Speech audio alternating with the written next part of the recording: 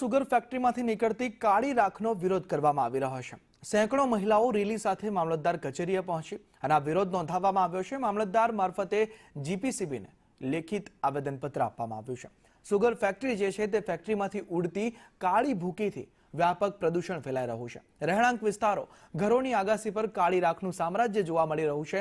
Solar roof પર ભૂકીના થળથી વીજળી ઉત્પાદન ઘટી ગયું છે। પાણી અને ખાદ્ય પદાર્થોમાં કાળી રાખ ભરતા લોકો પરેશાન થઈ ગયા છે। શ્વાસોચ્છ્વાસની ગંભીર બીમારીઓ ફેલાવાની ભીતિને લઈ આ વિરોધ કરવામાં આવ્યો છે। મહિલાઓ દ્વારા આ આવેદનપત્ર આપવામાં આવ્યું છે અને 15 દિવસમાં જો કાર્યવાહી નહીં કરવામાં આવે તો ઉગ્ર આંદોલનની ચીમકી પણ ઉચ્ચારી દેવામાં આવી છે।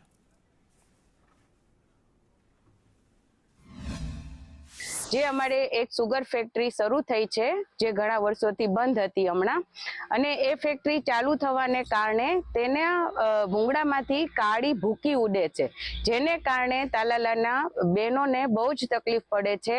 એમના કપડાં નથી સુકવાતા, ફળિયાનું જે રોજિંદુ કામકાજ હોય છે એ નથી થતું, અને બારી થોડીક પણ ખુલ્લી રહી જાય છે તો ઘરની અંદર પડદા અને બધી જગ્યાએ એ કાળી ડસ્ટ ભેગી થઈ જાય છે। અમે લોકો આ ફેક્ટરીની ભૂકી માટે છે ને ફેક્ટરીએ અને અહીંયા મામલતદાર ઓફિસ આવેદનપત્ર દેવા માટે આવ્યા હતા।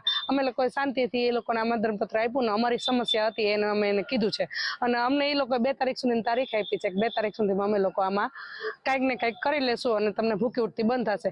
જો એ 2 તારીખ સુધીમાં નહીં થાય તો અમારી બધી મહિલાઓની એવી માંગ છે કે અમે લોકો હજી આનાથી આગળ ઉગ્ર આંદોલન કરવા છીએ।